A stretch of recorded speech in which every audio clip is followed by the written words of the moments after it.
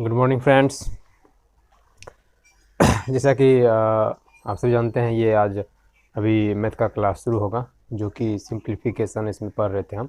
आज उसका चौथा क्लास है, डे 4 है।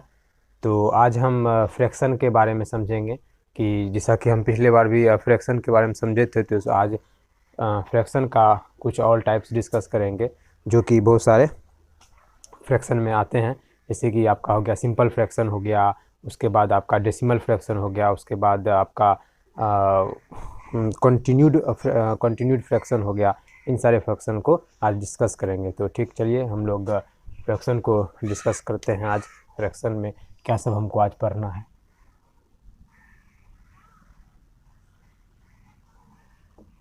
फ्रैक्शन में हम लोग 3 टॉपिक को पढ़ेंगे आज।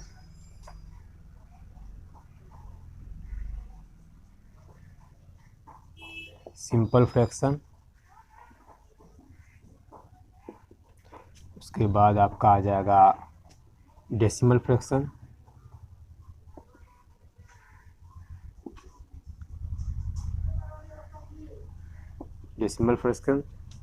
और आपका थर्ड आ जाएगा कंटिन्यूड।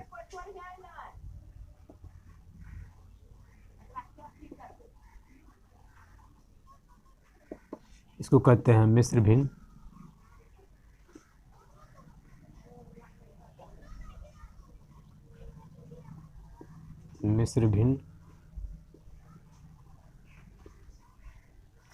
ये आपका होता है दशमलव भिन्न,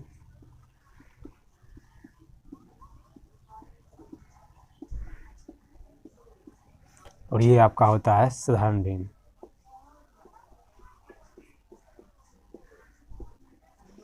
ठीक है, तो ये फ्रैक्शन में हम लोग 3 टॉपिक को डिस्कस करेंगे आज। सिंपल फ्रैक्शन, साधारण, जिसका हिंदी होता है साधारण भिन्न, और डेसिमल फ्रैक्शन, जिसका अर्थ होता है दशमलव भिन्न, और तीसरा होता है कंटिन्यूड फ्रैक्शन, जिसका कहते हैं मिश्र भिन्न। तो इन तीनों टॉपिक को आज डिस्कस करेंगे। सिंपल फ्रैक्शन क्या होता है, और आपका डेसिमल फ्रैक्शन क्या होता है, और कंटिन्यूड फ्रैक्शन क्या होता है। तो चलिए बैक टू बैक एक के बाद एक हम इस तीनों टॉपिक को डिस्कस करते हैं। तो सबसे पहले हम सिंपल फ्रैक्शन को समझेंगे, क्या होता है सिंपल फ्रैक्शन।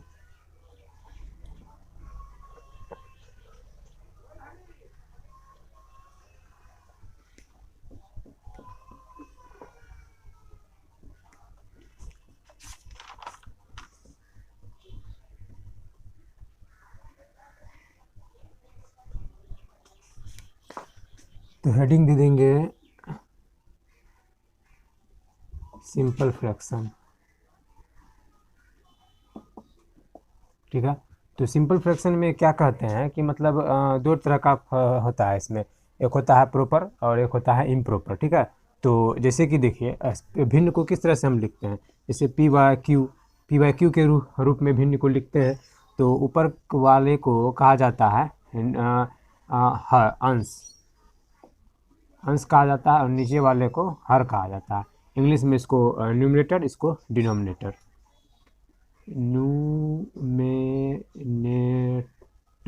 इसको डिनोमिनेटर।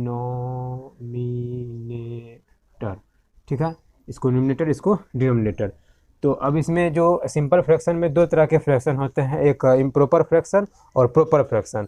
इम्प्रॉपर फ्रैक्शन जैसे कि मान लीजिए कि पी बाय क्यू में अगर पी जो है पी बड़ा होगा क्यू से, तो इसको इम्प्रॉपर फ्रैक्शन कहेंगे। ठीक है, अगर पी छोटा होगा क्यू से, उसको प्रॉपर फ्रैक्शन कहेंगे। ठीक है, तो अगर पी बड़ा होगा तो इम्प्रॉपर फ्रैक्शन, अगर पी छोटा होगा तो उसको प्रॉपर फ्रैक्शन कहेंगे। जैसे देखिए पी बड़ा है क्यू से, तो उसको कहेंगे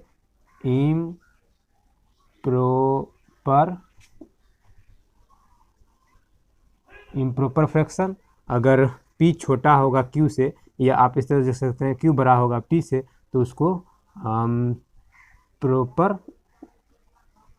फ्रैक्शन कहेंगे। ठीक है, तो ये हो गया आपका इम्प्रॉपर फ्रैक्शन, ये हो गया आपका प्रॉपर फ्रैक्शन। ठीक है, तो अब एग्जांपल के थ्रू दोनों को डिस्कस कर लेते हैं। ठीक है, एग्जांपल में देखिए पी बाय क्यू है, तो मान लीजिए कि आपको यहाँ पे दे दिया 7/9। ठीक है, तो अब यहाँ पे इसको हम क्या कहते हैं, इसको कहते हैं पी, इसको कहते हैं क्यू। एग्जाम्पल ऐसे समझने के लिए, ऐसे तो इसको अंश कहा जाता है, इसको हर कहा जाता है। ये होगा न्यूमरेटर, ये होगा डिनोमिनेटर। तो अब यहाँ पे देखिए, तो यहाँ पे देखिए 7 छोटा है 9 से, या इस तरह से लिख सकते हैं 9 बड़ा है 7 से। तो अब ये किस में आ रहा है, इसमें आ रहा है क्या, P बड़ा है Q से, इसमें तो नहीं आ रहा है, इसमें आ रहा है। तो इसको हम क्या कहेंगे, ये किस तरह का फ्रैक्शन है, ये आपका प्रॉपर फ्रैक्शन है, ठीक है, प्रॉपर फ्रैक्शन, ठीक है। तो अब मान लीजिए कि आपको यहाँ पे दे दिया 11/9, ठीक है। तो अब ये 11 बड़ा है 9 से, ये आपको इम्प्रॉपर हो गया,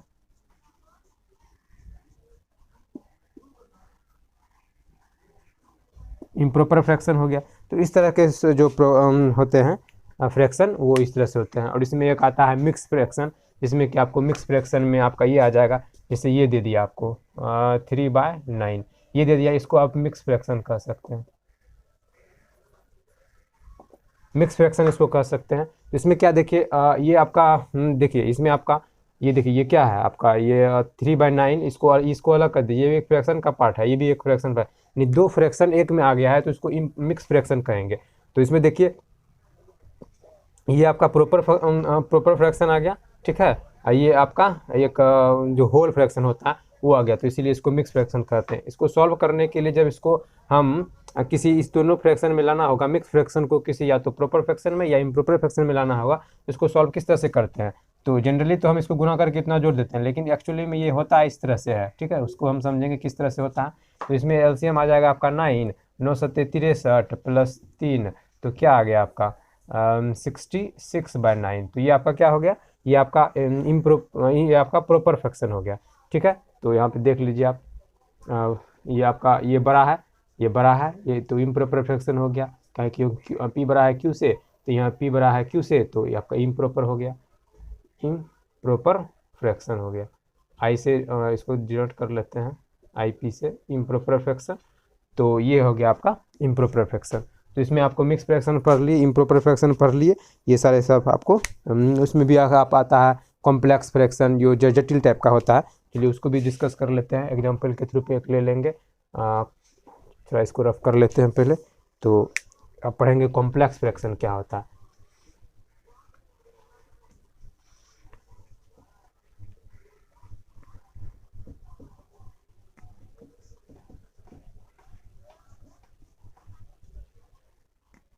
ठीक है, तो उसमें एग्जांपल में कॉम्प्लेक्स फ्रैक्शन में एक एग्जांपल हम लोग ले लेते हैं, ठीक है। कॉम्प्लेक्स में जैसे कि आपका ये आ जाएगा, तो जैसे कि ये है 5/9, और यहाँ ऑफ हो गया, यहाँ पे हो गया 6/7, ठीक है। तो अब देखिए इसको कहते हैं कॉम्प्लेक्स फ्रैक्शन। इसका मतलब क्या होता है, ऑफ का मतलब तो गुना होता है। इस तरह के जो फ्रैक्शन आते हैं इसको कॉम्प्लेक्स फ्रैक्शन कहा जाता है।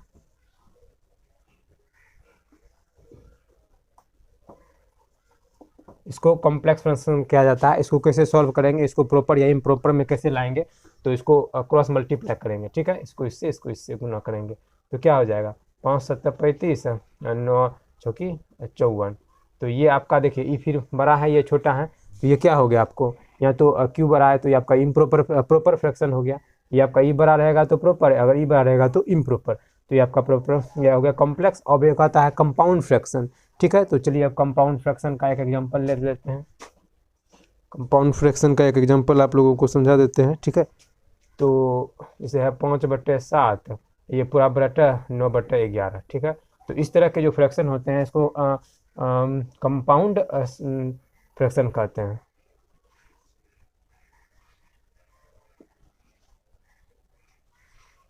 कंपाउंड यौगिक भिन्न,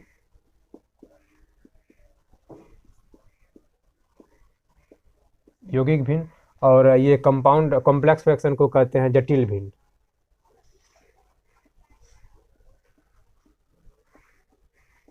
इसको जटिल भिन्न, इसको यौगिक भिन्न कहते हैं, ठीक है। तो इसको चलिए सॉल्व करते हैं। तो जब इसको सॉल्व करेंगे या प्रॉपर या इम्प्रॉपर में इसको लाएंगे, तो ये जो है ये बटन में इसको ऊपर आ जाएगा, तो ये अपना डिजिट को अंश हर हो जाएगा, हर अंश हो जाएगा, तो 11/9 हो जाएगा। तो आपका हो गया 11×5 = 9 7 63, ये आपका हो गया। अब यहाँ पे देखिए P, यहाँ पे Q बड़ा है, तो ये आपका इम्प्रॉपर फ्रैक्शन हो गया, सॉरी ये आपका प्रॉपर फ्रैक्शन हो गया, क्योंकि ये बड़ा है तो प्रॉपर, अगर ये बड़ा है तो प्रॉपर, और ये बड़ा है तो आपका इम्प्रॉपर हो जाएगा। तो ठीक है, चलिए हम लोग ये जटिल पढ़ लिए। हम लोग फ्रैक्शन में फ्रैक्शन 3 प्रकार के होते हैं, सिंपल फ्रैक्शन, डेसिमल फ्रैक्शन और कंटिन्यूड फ्रैक्शन। और सिंपल फ्रैक्शन में हम चार पांच फ्रैक्शन को पढ़े, जिसमें कि पहला फ्रैक्शन था आपका इम्प्रॉपर फ्रैक्शन, जिसमें कि p बड़ा होता है q से, और प्रॉपर फ्रैक्शन जो आपको p छोटा है होता है q से, और उसके बाद आपका होता है कॉम्प्लेक्स फ्रैक्शन जटिल भिन्न जो इस तरह का होता है, और कॉम्प्लेक्स फ्रैक्शन जो इस तरह का होता है यानी कि यौगिक भिन्न। आगे हम डिस्कस करेंगे कि और कितने प्रकार के फ्रैक्शन होते हैं। चलिए,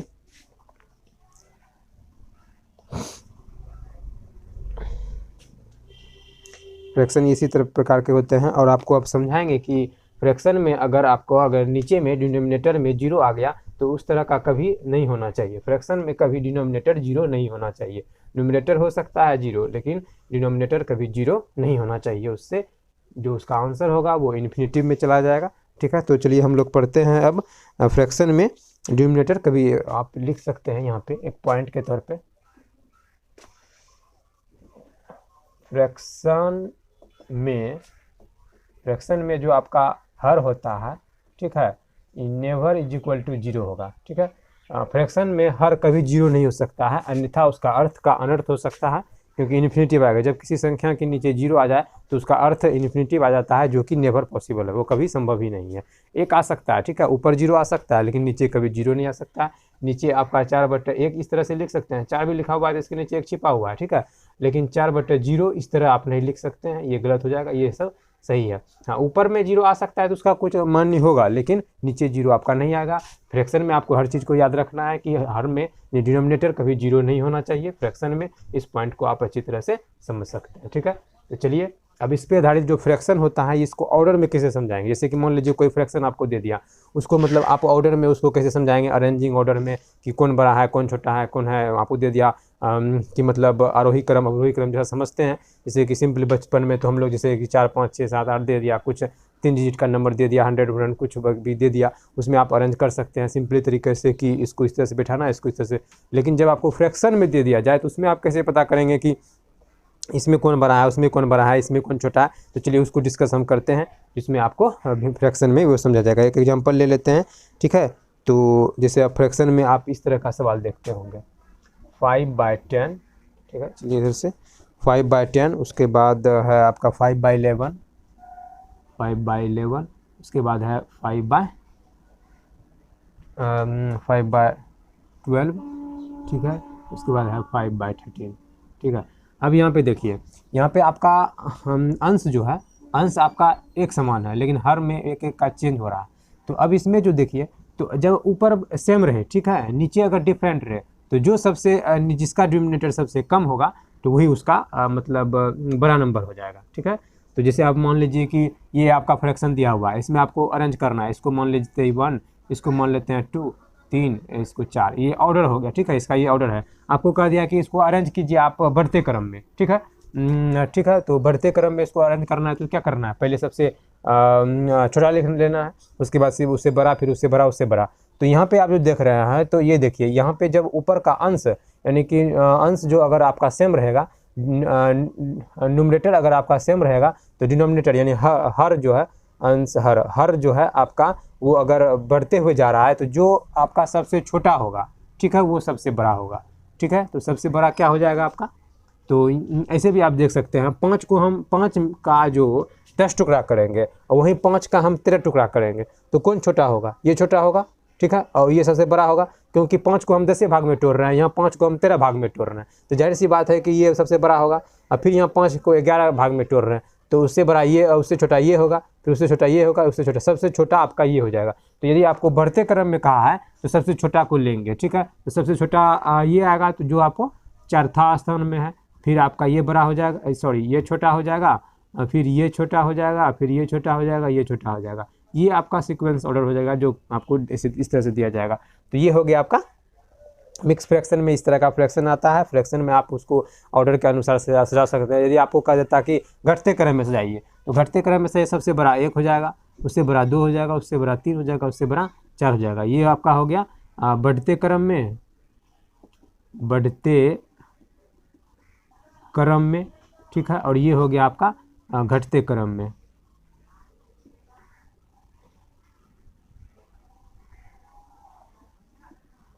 घटते क्रम में, ये हो गया आपका घटते क्रम में। ठीक है, तो चलिए एक और दो एग्जाम्पल हम देख लेते हैं जिससे आपको आसानी से समझ में आ जाएगा कि कौन सा होगा कौन सा नहीं होगा। ठीक है, एक और एग्जाम्पल ले लेते हैं, कुछ भी ले सकते हैं आप, जैसे कि 8/21 ले लिए, 9 यहाँ तो सेम रहेगा, 25 ले लिए, 8/6 ले लिए, 7/9 ले लिए। ठीक है, सॉरी 7 नहीं 8 आएगा। ठीक है, तो अब यहाँ पे देखिए, फिर इसको ऑर्डर ले लेते हैं, 1 हो गया, ये 2 हो गया, ये 3 हो गया, या 4 हो गया। ठीक है, ये आपका ऑर्डर दिया हुआ। तो अब हम लोग क्या करेंगे कि मतलब इसमें से हम चूज करेंगे कि कौन सबसे बड़ा है। ठीक है, सबसे बड़ा इसमें से कौन सा है। तो सबसे बड़ा कैसे निकालना, हम जानते हैं कि ऊपर जब सेम रहेगा तो नीचे जो सबसे छोटा रहेगा वही आपका सबसे बड़ा होगा। इस तरह के फ्रैक्शन में अगर ऊपर सेम है तभी ये रूल इसमें लगेगा। अगर ऊपर में सारा डिजिट सेम है, नीचे में अगर डिजिट डिफरेंट है, तो जो सबसे छोटा डिजिट होगा वही सबसे बड़ा होगा। तो यहाँ पे सबसे छोटा डिजिट क्या है, 6 है, तो सबसे बड़ा ये हो गया। उसके बाद 9 है, तो सबसे बड़ा ये हो गया, सॉरी उससे छोटा ये हो गया, फिर उससे छोटा ये हो गया, फिर उससे छोटा ये हो गया। यानी सबसे बड़ा जो होगा वो सबसे छोटा होगा, और जो सबसे छोटा होगा वो सबसे बड़ा होगा। उल्टा कॉन्सेप्ट चलता है। अगर अंश आपका एक समान है, चाहे कुछ ना भी दे दे, अगर अंश समान है तो जो नीचे का जो हर है, जो सबसे छोटा होगा वो सबसे बड़ा होगा, और जो सबसे बड़ा होगा वो सबसे छोटा होगा। तो यहाँ पे सबसे छोटा क्या है, सबसे छोटा है 6, तो आपका 3 सबसे बड़ा हो जाएगा। ठीक है, फिर उससे छोटा क्या है 9, उससे बड़ा क्या है 9, तो 9 जब बड़ा है तो उससे ही छोटा हो जाएगा 4। फिर उससे बड़ा कौन सा है 21, तो 21 सबसे उससे छोटा हो जाएगा, तो 1 हो जाएगा, फिर ये 2 हो जाएगा। तो ये आपका इस तरह से सीक्वेंसी ऑर्डर में हो गया। सबसे बड़ा क्या हो गया 3 हो गया, उससे थोड़ा सा छोटा 4 हो गया, उससे थोड़ा छोटा 1 हो गया, उससे थोड़ा छोटा 2 हो गया। इस तरह से आप समझ गए। हाँ, लेकिन ये रूल कब लगेगा, जब अंश एक समान रहेगा। अंश एक समान रहेगा, हर कुछ भी रहेगा, तो जो सबसे छोटा अंश होगा वही सबसे बड़ा होगा, फिर उससे छोटा, इस तरह से घटते क्रम में जाएगा। अगर बढ़ते क्रम में पूछ देगा तो सबसे छोटा जो होगा, फिर उससे जो होगा, फिर उससे जो होगा, फिर उससे जो होगा। इसी को सीक्वेंस से उल्टा कर दीजिए तो हो जाएगा, सबसे बड़ा 2 हो गया, उससे बड़ा 1 हो गया, उससे बड़ा 4 हो गया, उससे बड़ा 3 हो गया, इसी सबसे छोटा 3 हो गया। तो सबसे छोटा क्या है आपका 3 है। मतलब अगर आपको बढ़ते क्रम में अरेंज करना है, अगर आपको घटते क्रम में अरेंज करना है तो ये होगा। ठीक है, अगर आपको बढ़ते क्रम में अरेंज करना है तो ये होगा। समझ गए। तो चलिए आगे दूसरा कॉन्सेप्ट हम डिस्कस करेंगे अब इसके ऊपर। ये आपको उस तरह से देगा, इस तरह का सवाल आता है। ठीक है, बैंक एसएससी सब में इस तरह का सवाल आता है कि जैसे आपको दे दिया फ्रैक्शन, 5-6 फ्रैक्शन दे दिया, इसमें से कहेगा कि आपको अभी हर तरह का मतलब टॉपिक जो एग्जांपल होता है डिस्कस करेंगे। अभी तो आपको हर एक समान आ रहा है, उसको है मान लीजिए डिफरेंट ये आ रहा है आपका, हर एक समान आ रहा है, हर आपका अंश आपका एक समान आ रहा है, हर आपका डिफरेंट आ रहा है, तो उस तरह से होगा। अगर मान लीजिए कि अंश आपका डिफरेंट आ रहा है, हर आपका सेम आ रहा है, तो उस तरह के सवाल को कैसे डिस्कस करेंगे उसका भी कॉन्सेप्ट है। चलिए आइए हम लोग उसको डिस्कस कर लेते हैं पहले। ठीक है, तो चलिए एक और सवाल आप लोगों के सामने रखते हैं। ठीक है, लीजिए जो हम आपको बोल रहे थे सेम कॉन्सेप्ट पे जो दूसरा सवाल है उसको हम डिस्कस करते हैं। ठीक है, तो दूसरा सवाल क्या है, 7/13, 8/13, 9/13, उसके बाद हो गया आपका 10/13। तो अब यहाँ पे देखिए, तो ये जो है ये आपका एक फ्रैक्शन है जिसमें कि आपका ये हो गया अंश, ये हो गया आपका हर। तो यहाँ पे हर जो है एक समान है, अंश आपका डिफरेंट। अभी तक हम क्या देखे थे, आपका अंश जो है एक समान रहता था, हर डिफरेंट रहता था।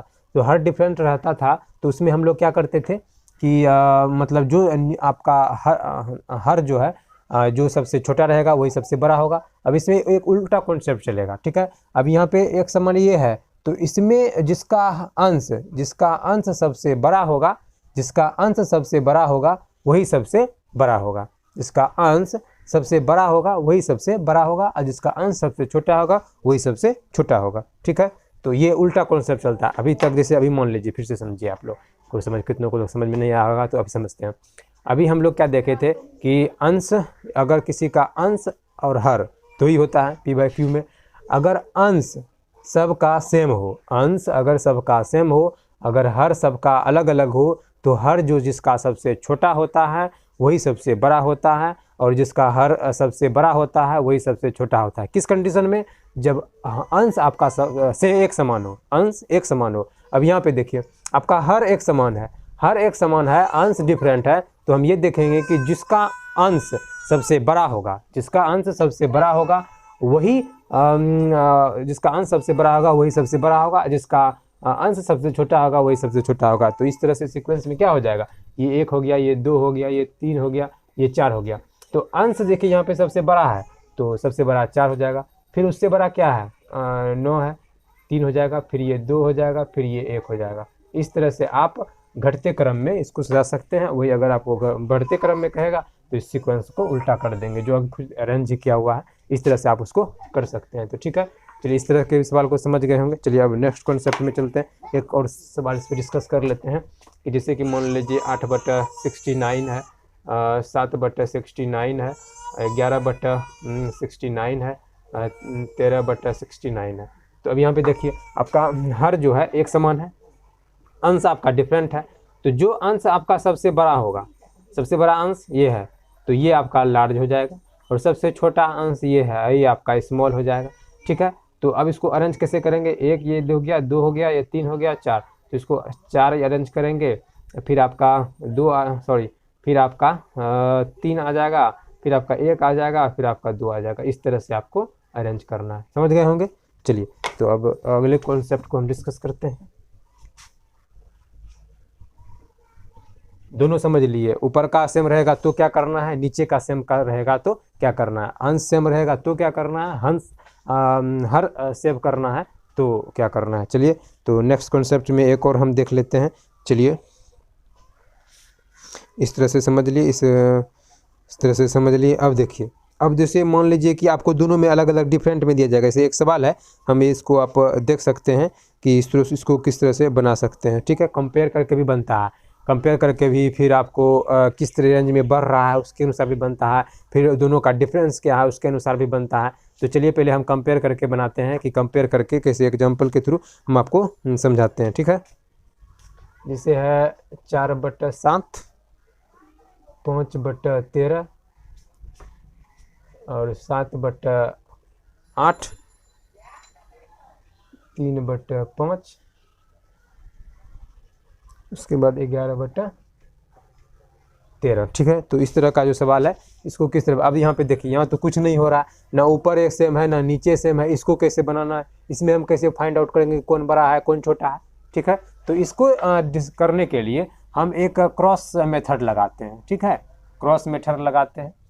क्रॉस मेथड में जो सबसे बड़ा होगा, ठीक है, क्रॉस मेथड में जो सबसे बड़ा होगा वो सबसे छोटा होगा, जो सबसे छोटा होगा वो सबसे बड़ा होगा। क्रॉस मेथड में ये होता है कॉन्सेप्ट। ठीक है, तो चलिए पहले इसको बनाने से पहले एक छोटा सा कॉन्सेप्ट आपको समझ लेते हैं। चलिए यहाँ पे ध्यान दीजिएगा कि किस तरह से इसको बनाते हैं। जैसे देखिए आपको 9/11 है, ठीक है, 2/13 है। ठीक है, अब इस दोनों में बड़ा कौन है, ठीक है, इस दोनों में बड़ा कौन है, इसके लिए हम इस दोनों के बीच में कंपेरिजन करते हैं, क्रॉस मल्टीप्लाई करते हैं, इसको आप कहते हैं कोलिजन, यानी टक्कर करते हैं कि दोनों को लड़ाएंगे आपस में, देखते हैं कौन जीतता है। तो इसको इससे मल्टीप्लाएंगे 13 17 से। ठीक है, तो 9 या 27, 9 2 11, 117 हो गया, 11 2 22। तो जाहिर सी बात है कि ये आपका बड़ा हो गया।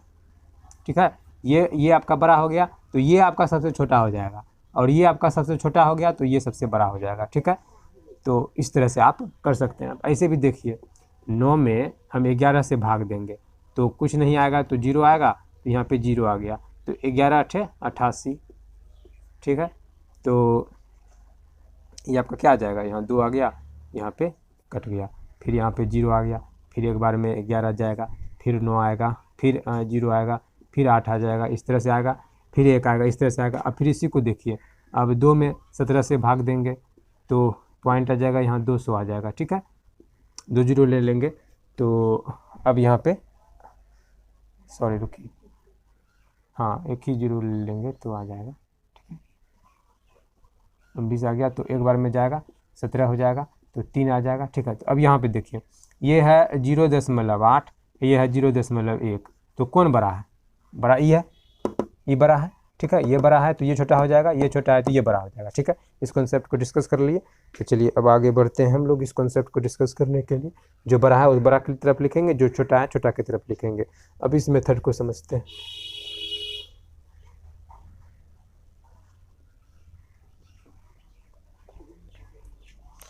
सवाल देख लेते हैं। सवाल में सब एक तरह से समान है। चलिए अब इसको डिस्कस करते हैं हम लोग कैसे बनाएंगे इसको, ठीक है। अब देखिए, इसको इससे मल्टीप्लाई करेंगे, इसको इससे मल्टीप्लाई करेंगे, ठीक है। तो कितना हो जाएगा, 7 × 5 = 35, 13 × 4 = 52। तो ये हो गया आपका 52, ये हो गया आपका 52, ये हो गया आपका 35।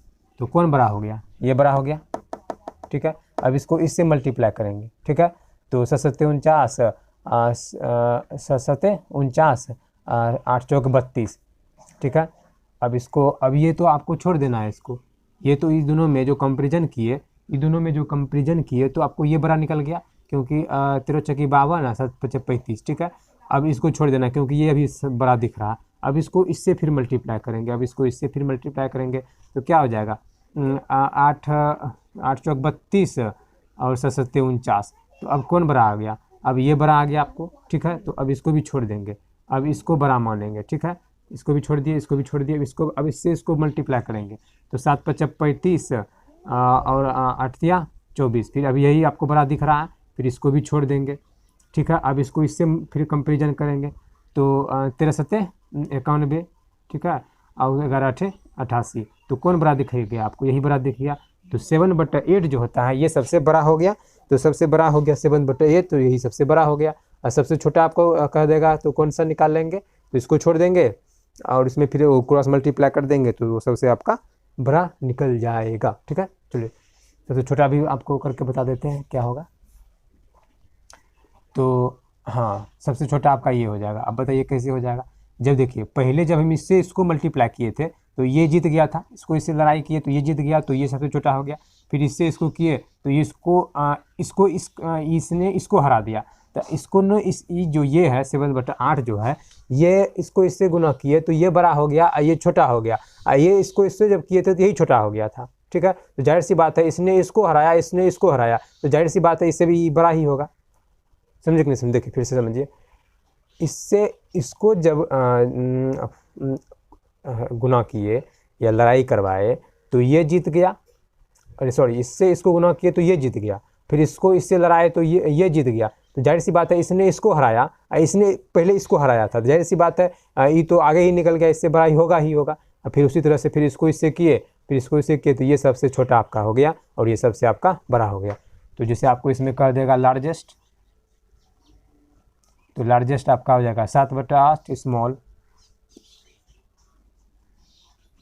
स्मॉलेस्ट आपका हो जाएगा 5/13। इस तरह से आप इसमें फाइंड आउट कर सकते हैं, उसको आप अरेंज के माध्यम से अरेंज करके उसको बिठा सकते हैं। तो चलिए एक और कॉन्सेप्ट हम डिस्कस करते हैं इसमें, स्मॉलेस्ट और लार्जेस्ट में क्या क्या होता है।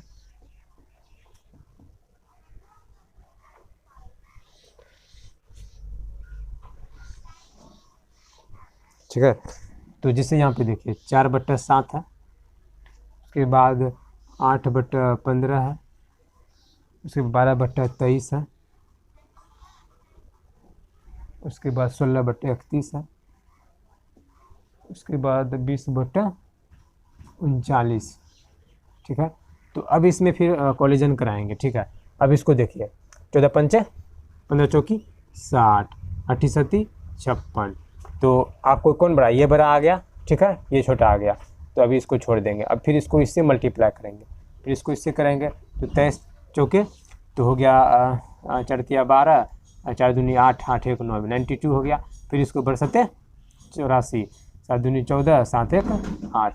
तो आपको अभी भी यही बड़ा दिख रहा है, ठीक है। तो फिर इसको भी छोड़ देंगे, फिर इसको इससे मल्टीप्लाई करेंगे, ठीक है। तो यहाँ पे क्या है, 31 है ना, है जी, 31 है, ठीक है। तो इसको इससे फिर मल्टीप्लाई करेंगे तो क्या हो जाएगा, 4 हो जाएगा, 4 × 3 = 12 हो जाएगा। फिर इससे मल्टीप्लाई किए 4, 4 × 3 = 12, 16 × 7 =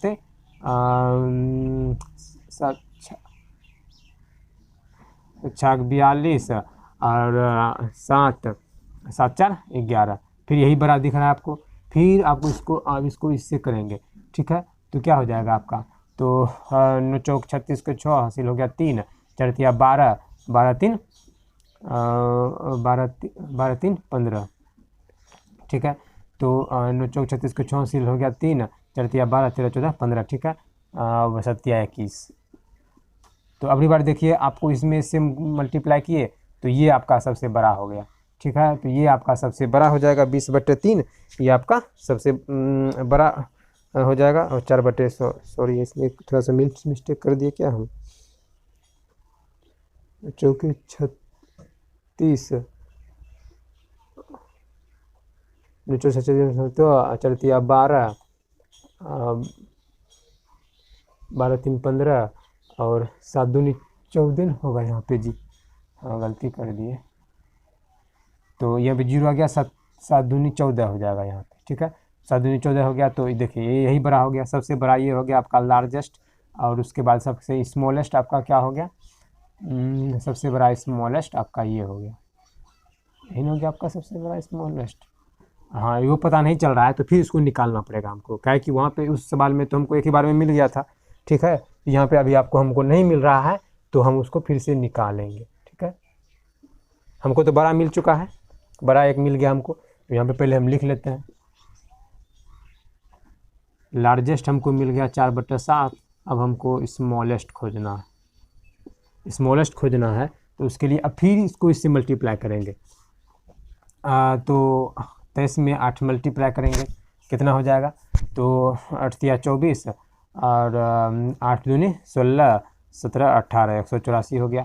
तो 12 पंचे 60, 12 6 18, 12 पंचे 60 के 100 हो गया 6, 12 6 18, 180 हो गया।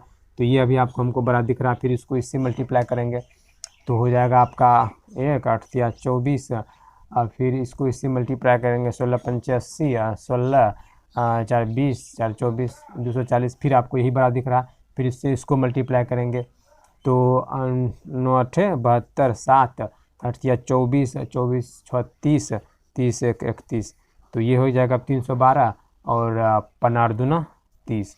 तो ये भी आपको ये बड़ा दिख रहा है, मतलब इससे बड़ा इससे छोटा जो ये होगा। तो इसी तरह से आप उसको कर सकते हैं। तो चलिए अब ये भी इसको भी छोड़ देना, अब इसको इससे मल्टीप्लाई करना है। हम स्मॉलेस्ट निकाल रहे हैं, इसमें थोड़ा सा लगता है ये लॉन्ग प्रोसेस चला जाएगा क्योंकि हमको निकालना है स्मॉलेस्ट। अभी तो हम पता नहीं 3 गो है, 3 गो में कैसे पता चलेगा कि स्मॉलेस्ट कौन है, तो उसको फिर से अब गुना करेंगे। चलिए इसको रफ कर देते हैं, ठीक है। तो फिर इसको हम स्मॉलेस्ट निकालने के लिए फिर इसको गुना करेंगे। तो अब इसको भी छोड़ देना है, अब इसको इससे करेंगे तो हो गया आपका 12 के 2, 12 तिया 36, 36 1 37, तो ये 312 हो गया। फिर 16 तिया 48 8 और 16 दूना 32, अब 32 4 36, तो ये अब फिर अभी आपको ये बड़ा दिख रहा है, ये बड़ा दिख रहा है। फिर अब इसको इससे मल्टीप्लाई करेंगे तो 12 8 78 से तो 10 हो गया, 8 बच गया 10, 12 तिया 36, 36 10 46, तो ये हो गया आपका। और फिर इसको इससे मल्टीप्लाई करेंगे तो 0 आ जाएगा, 3 दूना 6, 2 दूनी 4, तो ये अभी भी आपको ये बड़ा दिख रहा है, तो ये सबसे बड़ा दिख रहा है। तो इससे मतलब ये सबसे बड़ा है, उससे छोटा ये है, उससे छोटा ये है। अब इस दोनों में कंपेरिजन कराएंगे तो ऑटोमेटिक में हम लोगों का स्मॉलेस्ट निकल जाएगा, ठीक है। समझ रहे हैं कि कैसे कैसे क्या स्मॉलेस्ट निकालने का तरीका है, आप लोग अच्छी तरह से समझ रहे होंगे, हमको उम्मीद है। तो चलिए इसको अब डिस्कस करते हैं। तो 9 छक्की हो गया आपका, तो 9 छक्की 54 हो गया, तो 4 बचा 5, अब 5 उसके बाद हो गया 9 छोटिया 18, तो 18 9 27, 27 3 30, 30 2 32, हासिल रह गया 3, और उसके बाद 3 3 6 हो गया आपका 624 ये हो गया। अब यहाँ पे लिख लीजिए 0, उसके बाद 2 3 दूना 6 620, तो ये आपका सबसे उससे बड़ा हो गया। तो ये सबसे स्मॉलेस्ट जो हो गया ये आपका हो जाएगा, यानी 20/39, ये सबसे आपका स्मॉलेस्ट हो जाएगा। समझ गए होंगे किस तरह से स्मॉलेस्ट को निकाला जाता है, अच्छी तरह से समझ गए होंगे क्या। हम क्या किए सबसे पहले एक बार फिर से समझ लेते हैं। लार्जेस्ट निकालने के लिए इसको इससे मल्टीप्लाई किए तो बड़ा आया, मतलब ये इससे बड़ा आ गया। फिर इसको इससे मल्टीप्लाई किए तो फिर यही बड़ा आया, फिर इसको इससे मल्टीप्लाई किए तो यही बड़ा आया, फिर इसको इससे मल्टीप्लाई किए तो यही। आपको लार्जेस्ट तो एक बार में निकल गया, ठीक है। अभी मान लीजिए स्मॉलेस्ट कैसे निकालना था, तो उसके लिए हम जब 4 को बचा तो चारों में एक आप फिर इसको इससे किए, इसको इससे किए, इसको इससे किए, फिर इसको इससे किए, फिर इसको इससे किए, तो भी समझ में आ गया कि ये सबसे बड़ा है। फिर इसको इससे किए तो फिर इसको इससे किए तो फिर यही लगा यही बड़ा है। फिर इसको इससे किए तो ऑटोमेटिक समझ में आ गया कि ये सबसे छोटा है, क्योंकि सब इससे सब बड़ा ही है, तो ये आपका सबसे छोटा हो गया। ठीक है, तो चलिए इसको हम डिस्कस कर लिए, समझ गए होंगे।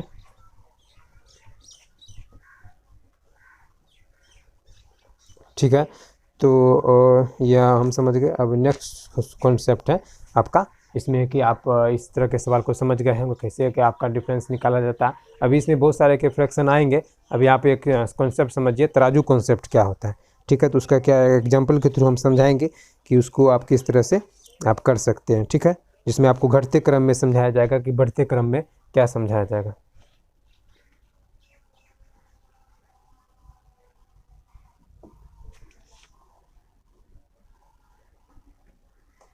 तराजू कॉन्सेप्ट, ठीक है, सॉरी, तराजू कॉन्सेप्ट क्या होता है।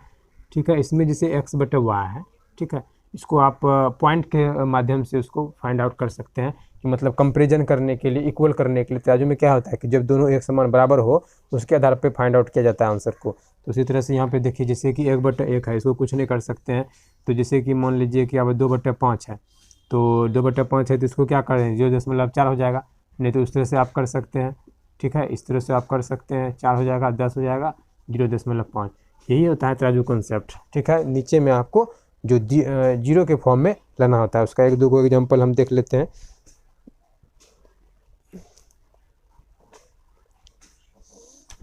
देखिए, उसमें मतलब इक्वल आपको करके दिखाना है। ठीक है, तो इस तरह के फ्रैक्शन को मतलब हमको पॉइंट में जो निकालना है वो आपका तराजू कॉन्सेप्ट होता है। ठीक है, तो चलिए एक और देख लेते हैं जो एग्जांपल है। 3/7, बड़ा लिखना होगा, नहीं दिखता नहीं है। 3/7, उसके बाद 6/14, उसके बाद 9/21, 9/21, 12/28। ठीक है, ये हो गया। अब यहाँ पे देखिए, यहाँ से यहाँ जाने में 7 बढ़ा, फिर यहाँ से यहाँ जाने में 7 बढ़ा, फिर यहाँ से यहाँ जाने में 7 बढ़ा, यहाँ से जाने में 3 बढ़ा, यहाँ से यहाँ जाने में 3 बढ़ा, फिर यहाँ से यहाँ जाने में 3 बढ़ा। तो अब यहाँ पे देखिए कि ये एक सीक्वेंस ऑर्डर में बढ़ा हुआ है। ठीक है, एग्जाम्पल से है ना भाई, हाँ, ये आपका सीक्वेंस ऑर्डर में बढ़ा हुआ है।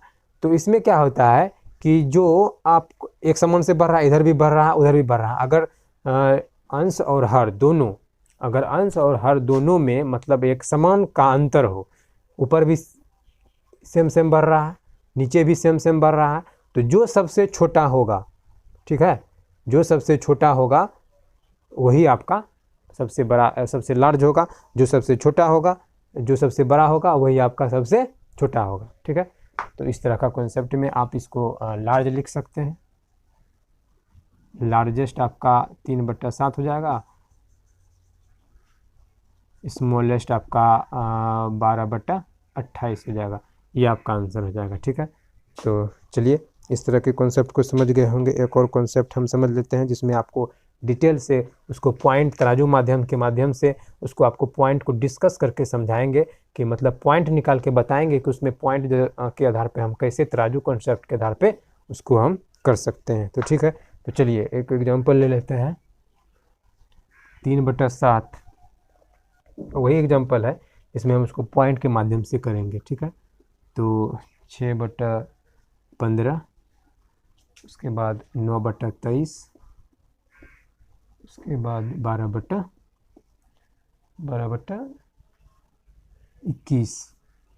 31। ठीक है, तो यहाँ पे देखिए, यहाँ पे कितना बटा, 8/7/15, यहाँ भी 8 बढ़ा, यहाँ भी 8 बढ़ा, 8×3 = 11। फिर यहाँ पे कितना बढ़ा, 3 बढ़ा, फिर यहाँ भी कितना बढ़ा, 3 बढ़ा, फिर यहाँ भी कितना बढ़ा, 3 बढ़ा। ठीक है, इस तरह से 3 3 3 3 बढ़ते हुए जा रहा है। तो अब क्या करना है हमको कि पॉइंट के माध्यम से करना। तो अभी तो यहाँ पे देख रहे हैं कि सबसे बड़ा है तो आपका सबसे लार्ज ये हो जाएगा, सबसे स्मॉलेस्ट ये हो जाएगा। ठीक है, ये आपका लार्ज होगा, ये सबसे स्मॉल। लेकिन अगर आप इसको डिटेल में देखें तो भी आप कर सकते हैं। चलिए हम उसको आपको करके बताते हैं। जैसे देखिए, यहाँ 3 है, यहाँ 7 है, इसको भाग देंगे तो 7×21, 9×3 7 या 21, 7 चौक 28, 7 चौक 28, 4 में जाएगा 28, यहाँ 2 आ गया। ठीक है, तो फिर यहाँ 0 आ गया, तो 7 दूनी 14, चलिए आ गया। ये 2 एक अंक तक लेते हैं। ठीक है, उसके बाद अब यहाँ पे 6 दीजिए, यहाँ 15 दीजिए, तो 15 चौकी 60। ठीक है, यहाँ पे 1 ले लीजिए 60, तो ये तो कटिए गया।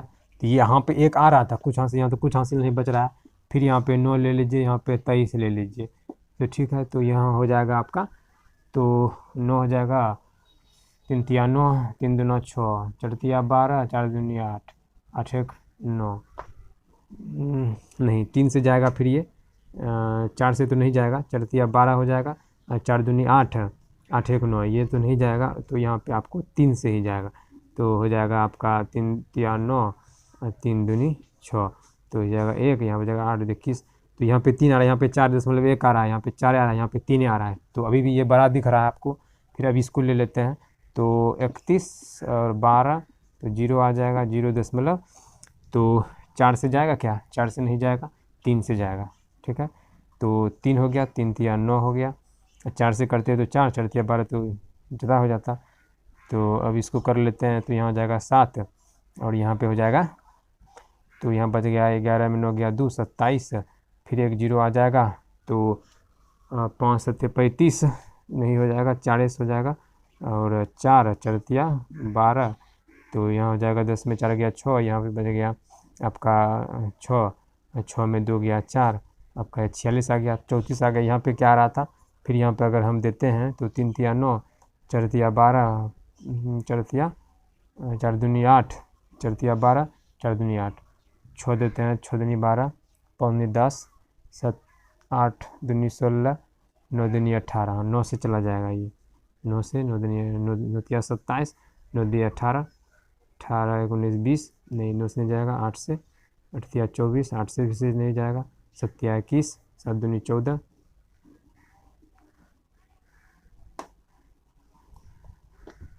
हाँ मतलब इस तरह से आप कर सकते हैं, इसे तो सॉल्व करना पड़ेगा, और कर लेते हैं, क्या दिक्कत है। तो 8 से 9 से नहीं जाएगा, तो 8 से 9 से 8 से 8 या 24 के 4, 8 दूनी 16, 16 17 18, 9 से करते हैं तो 9 चौक 36 के 6, 9 तिया 27 के 7, हासिल रहा 2, 9 दूनी 18 2 20, तो ये नहीं हो जाएगा, तो 8 से चल जाएगा। तो क्या हो जाएगा, 8 तिया 24, हासिल रहा 2, 8 दूनी 16 17 18, 10 में 4 गया 6, तो यहाँ बच गया 10, 10 में 8 गया 2, ये 26 बचा, तो यहाँ क्या हो गया, इतना आ गया। तो अभी भी देखिए, ये है 4.1, ये है 0.4, ये है 0.38, 0.34, तो सबसे बड़ा क्या दिख रहा है, ये दिख रहा है, तो ये सबसे बड़ा हो जाएगा। सबसे छोटा देखिए आप, इसमें क्या दिख रहा है, सबसे छोटा आपका इसमें ये दिख रहा है। ठीक है, तो इसीलिए आपका सबसे छोटा ये हो जाएगा, समझे। तो इसी तरह से आप कर सकते हैं। ये हो गया आपका तराजू कॉन्सेप्ट, पॉइंट के माध्यम से निकाल के आप उसको कर सकते हैं, इसको अरेंज कर सकते हैं कि पॉइंट के माध्यम से भी निकाल के आप अरेंज कर सकते हैं। ठीक है, तो इसमें कौन बड़ा है और कौन छोटा है। ठीक है, इस तरह से आप इस ऑर्डर में इसको रख सकते हैं, कौन छोटा कौन बड़ा है आपको पता चल जाएगा। ठीक है, तो चलिए ये सवाल को भी हम लोग डिस्कस कर लिए तराजू कॉन्सेप्ट में।